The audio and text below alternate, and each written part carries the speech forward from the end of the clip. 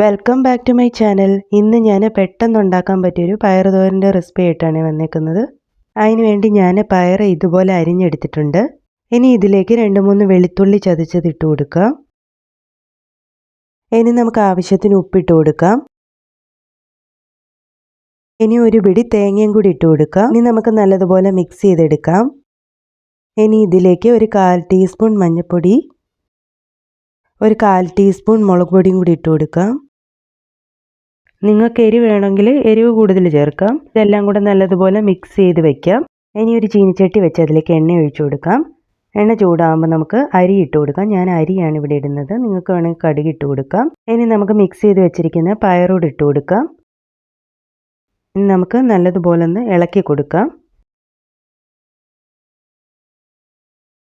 നമുക്കിതിലേക്ക് ഒരു 1/4 കപ്പ് വെള്ളം ഒഴിച്ചു കൊടുക്കാം. ഇനി ഇതൊന്ന് ഇളക്കി കൊടുക്കാം. ഇനി നമുക്ക് അടച്ചു വെച്ചിട്ടൊന്ന് വേവിച്ചെടുക്കാം. ഇനി നമുക്ക് ഇടയ്ക്കിടയ്ക്കൊന്ന് ഇളക്കി കൊടുക്കാം.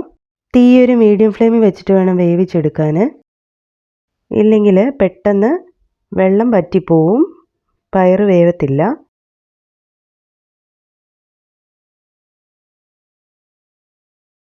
കുറച്ചും കൂടെ വെള്ളമുണ്ട്, അതും കൂടെ തോർന്നു വരണം.